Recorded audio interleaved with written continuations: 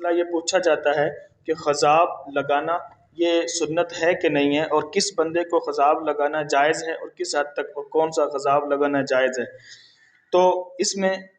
نبی کریم صلی اللہ علیہ وسلم نے خضاب لگانا، خود تو ساری عمر کبھی خضاب نہیں لگایا کہ حضور پاک صلی اللہ علیہ وسلم کو اس کی نوبت بھی پیش نہیں آئی، لیکن حضرت ابو بکر صدیق رضی اللہ تعالیٰ عنہ کے جو والد تھے ابو قحافہ رضی اللہ تعالیٰ عنہ، ان کی داڑھی سفید ہو گئی، اور اب آپ صلی اللہ علیہ وسلم نے ان کو حکم فرمایا کہ غیر ھذا، یعنی اس داڑھی کو بدل لے، خضاب لگانے کا حکم فرمایا کہ اس کو خضاب لگا۔ اور دوسرا حضرت ابو ہریرہ رضی اللہ تعالیٰ عنہ کو بھی یہ حکم فرمایا تھا کہ خضاب لگانے کا، لیکن ایک ہے بلیک، بالکل کالا خضاب، کالا کروا لینا داڑھی کو اور سر کے بالوں کو، اور دوسرا ہے ڈارک براؤن کروا لینا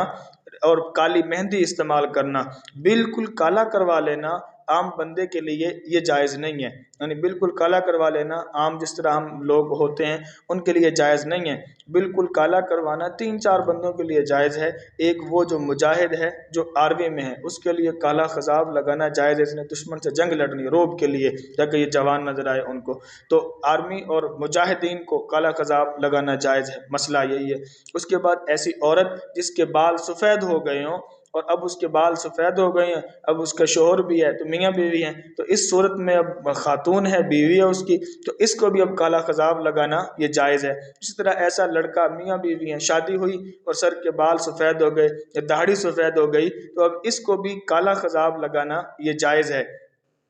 نوکری بندہ کر رہا ہے اور نوکری میں کوئی اس کو ایسی مجبوری ہے کہ اس نے جو ہے اپنی نوکری کے ماحول میں، مطلب اس کو جہاں پہ وہ نوکری کر رہا ہے اپنی نوکری کو بچانے کے لیے اگر اس نے خود کے بالوں کو رنگ تبدیل کرنا ہے اور بلیک کرنا ہے تو اس کے لیے بھی کالا خضاب لگانا جائز ہے، لیکن عام بندے کے لیے ویسے کالا خضاب لگانا جائز نہیں ہے۔ ہاں وہ ڈارک براؤن رسمہ اور مہندی، کالی مہندی کو لگائے گا یا اس کو ملا کے وہ اپنا لگائے گا اپنے بالوں کو، بالکل کالا نہیں کرے گا، ڈارک براؤن اس کے لیے کرنا یہ جائز ہے۔ اللہ تعالی واللہ عالم بالصواب، اللہ عمل کی توفیق نصیب فرمائے۔